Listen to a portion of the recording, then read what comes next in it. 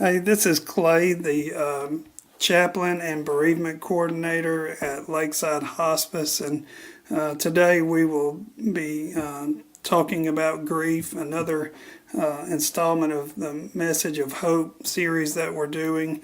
And today I'd like to focus on people that have been hospitalized or been placed on hospice and the grief that we go through losing that person.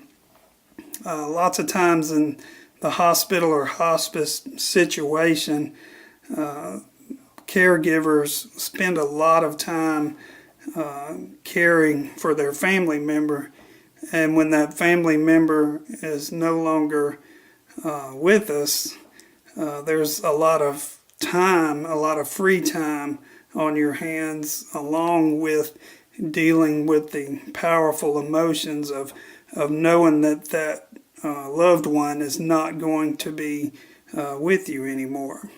So during this time, when you have so much time on your hands, it gives you an opportunity to have a lot of time to think. And we can go through this time of thinking and kind of use that as a positive way instead of a negative way. We don't want to try to fight our grief. We want to try to move through our grief and accept our grief and move in a positive direction. We have to come to a place of acceptance and not fight our grief. Because again, we want to move in a healthy, positive direction. So we're going to go over a few things about how grief can affect your entire life, and psychologically and emotionally, socially, spiritually, and physically and mentally. All these things will have a tremendous impact on your life as you go through grief. And as you have so much free time on your hands, it would be helpful to know what you're experiencing so that you can deal with things in a positive way. And these points that I will be talking about comes from the Journeying Through Grief series, book number 2 by Kenneth Hawk.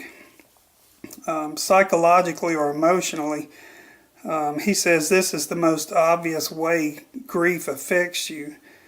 Losing a loved one stirs up many deep emotions, perhaps even some you've never experienced before. Writing out these painful feelings is about the most important thing you can do. And that goes back to what I mentioned earlier about coming to acceptance with your grief and just kind of going through it, riding it out. Socially, you've lost one of the most significant relationships in your life. That loss will affect how you view yourself, how you relate to other people, and how others view and relate to you. You may feel as though you no longer fit in with your friends, and they may pull away from you, or you may pull away from them. Spiritually, the death of a loved one touches the very heart of faith in God, and people can respond in many different ways. Some people will feel God is closer to them, while others feel that God has abandoned them. Some find that their faith sustains them, while others examine or rethink their entire belief system, at least for a time. Physically, and yes, grief gets physical, it can affect your eating habits. You may lose or gain weight. It can make it difficult for you to sleep or to stay awake. And grief can cause shortness of breath, frequent sighing, or dizzy spells. You can experience tightness in the chest or throat, headaches, gastrointestinal pain, or sexual problems. grief can lower your resistance to disease as well. But not every physical ache and pain you experience will be due to grief.